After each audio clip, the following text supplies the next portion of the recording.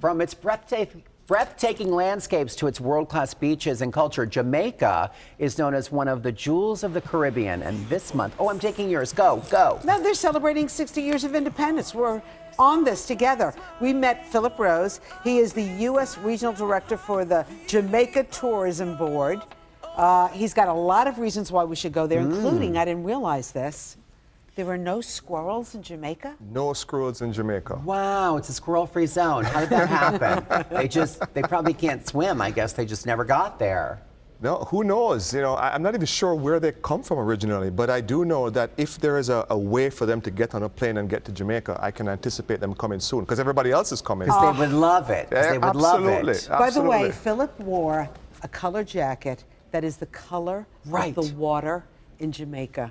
Well, almost, yeah. I think we're a little, perhaps more blue, but we'll go with this. But you're very on brand. That was very smart, because we're both now thinking about the Caribbean and that water and going to Jamaica. 60 years of independence. That's just right. This year. That's right. And are there big celebrations planned on the island that we can come partake in? Of course. Well, you know, typically Jamaicans don't need a reason to have a party. No. Right?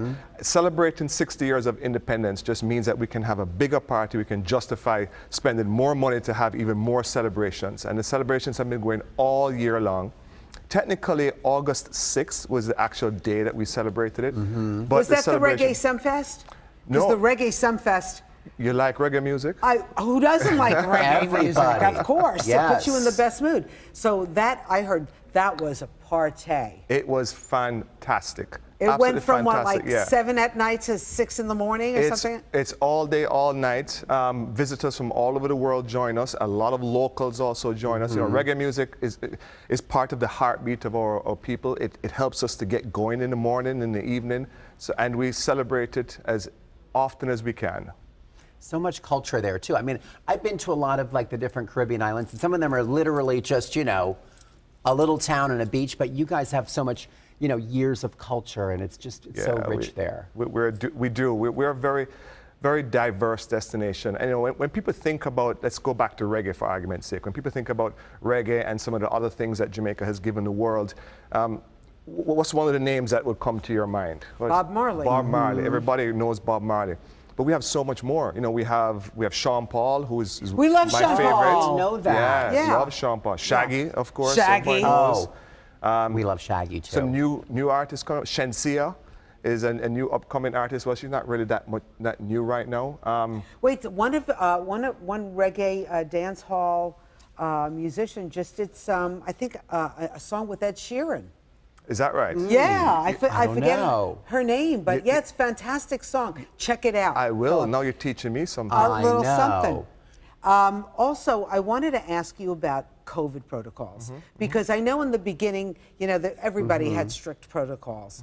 Are you easing up a little bit? Absolutely. We're very proud of what we did before. The protocols that we put in place, it worked.